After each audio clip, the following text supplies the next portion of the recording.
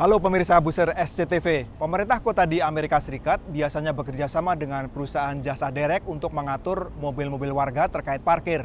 Pemerintah membuat aturan parkirnya, sedangkan perusahaan jasa derek diberi wewenang untuk memberikan sanksi, misalnya di derek ketika mobil-mobil itu melanggar aturan parkir dari pemerintah kota. Namun sebuah peristiwa di San Francisco menyuguhkan kenyataan bahwa dalam sebuah sistem yang rapi seperti itu pun dimungkinkan adanya praktik derek ilegal yang merugikan warga.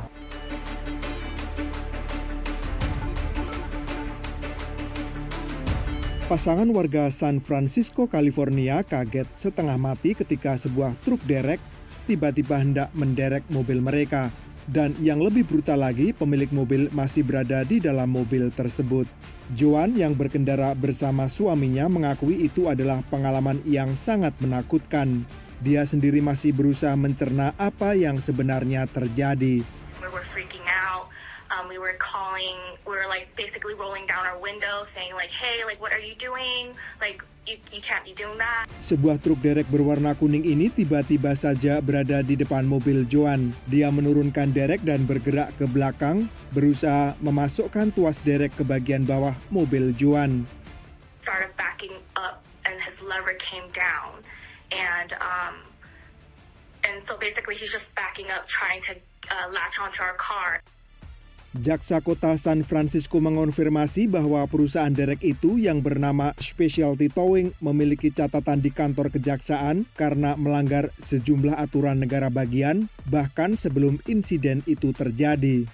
This company appears to be the same towing company that my office had previously moved to suspend and debar from receiving city contracts. Setelah menyaksikan rekaman video yang tersebar luas itu, Jaksa Kota San Francisco, David Chiu, mengatakan bahwa insiden terakhir itu benar-benar ilegal. The fact that we have seen yet another way in which this company is violating the law, unfortunately, it's not surprising, but the video is shocking nonetheless. Pemerintah lokal di Amerika Serikat biasanya bekerja sama dengan perusahaan derek untuk urusan terkait dengan mobil-mobil warga, misalnya masalah parkir. Mobil-mobil yang melanggar aturan parkir, baik itu karena lokasinya yang terlarang atau durasinya yang melebihi ketentuan, boleh diderek oleh perusahaan-perusahaan penyedia jasa derek itu. Penggunaan jasa mobil derek juga bisa berkait dengan angsuran kredit misalnya. Pengusaha jasa derek bisa menderek mobil yang angsurannya macet. Nah, dalam kasus di San Francisco, California ini sama sekali tidak ada kaitannya baik dengan parkir maupun angsuran kredit mobil. Sebelum insiden ini, pemerintah kota San Francisco telah menerima komplain dari sejumlah korban yang diduga ditipu oleh perusahaan derek Specialty Towing ini. Pemerintah kota kemudian melanjutkan upayanya dengan memblokir Specialty Towing dan perusahaan derek lain yang berada di bawah satu kepemilikan dari kontrak kerja dengan pemerintah kota dalam upaya penegakan hukum. Specialty Towing is an affiliated company with a company called Auto Towing, so they're all essentially part of the same operation. Auto Towing had been illegally towing cars off a private lot without the permission of the property owner. On top of that, they were strictly limiting the hours during which cars could be picked up and pressuring the owners to pay in cash. Wartawan telah mencoba menghubungi nomor telepon Specialty Towing, tetapi operator telepon menutup sambungan.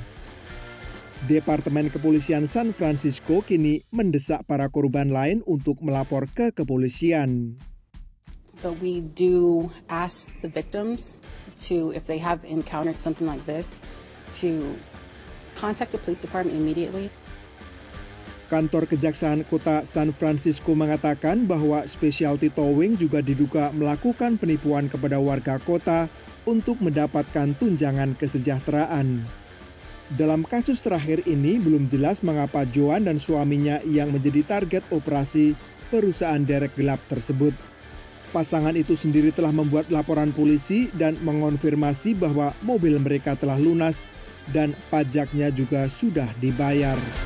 Berurusan dengan perusahaan derek semacam ini memang gampang-gampang susah, apalagi derek gelap. Tetapi pada prinsipnya sebagai pengendara, jika kita memang yakin tidak bersalah, jangan pernah mau mobil kita diderek oleh siapapun.